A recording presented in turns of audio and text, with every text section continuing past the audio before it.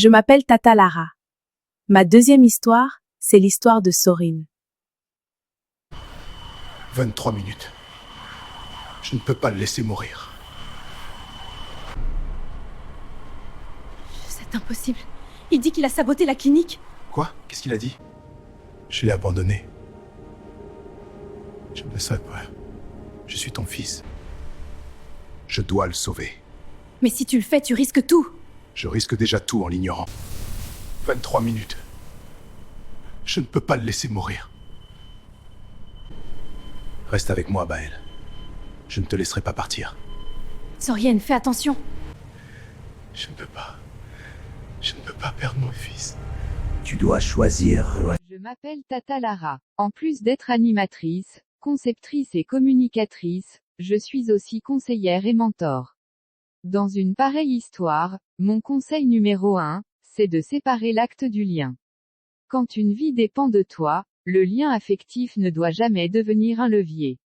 La médecine, comme toute responsabilité vitale, exige de décider pour le patient, pas pour l'histoire qui vous unit.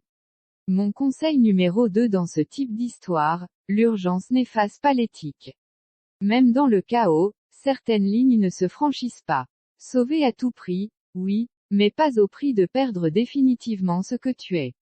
Mon conseil numéro 3 par rapport à l'histoire, la manipulation ne doit pas guider le geste. Aucun chantage, aucune révélation, aussi bouleversante soit-elle, ne doit dicter une décision médicale. Décider sous pression émotionnelle, c'est déjà perdre un peu de contrôle. Pour mon conseil numéro 4 en rapport avec l'histoire, on n'opère jamais seul. Quand la situation dépasse l'humainement supportable, demander un relais n'est pas une faiblesse, c'est un acte de lucidité professionnelle. Au niveau de mon conseil numéro 5 lié à cette histoire, c'est que le silence tue aussi. Les arrangements, les secrets, les mensonges institutionnels finissent toujours par exploser, souvent au pire moment, sur la mauvaise table, sous la mauvaise lumière. Mon conseil numéro 6 donné se rapportant à l'histoire, c'est qu'il n'y a pas de bonne décision. Seulement une assumée. Dans certains dilemmes, chaque choix laisse une cicatrice. La vraie question n'est pas, que dira-t-on? Mais, pourrais-je vivre avec ce choix? Vous qui avez écouté cette vidéo, cette histoire nous rappelle une chose essentielle. Quand tout s'éteint autour de nous, ce sont nos valeurs qui doivent rester allumées.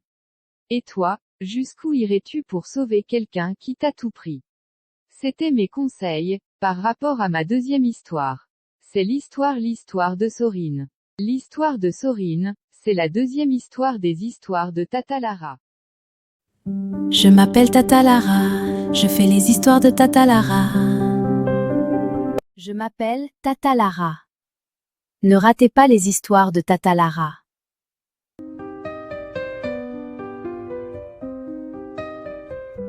Je m'appelle Talara, je fais les histoires de Tatarara.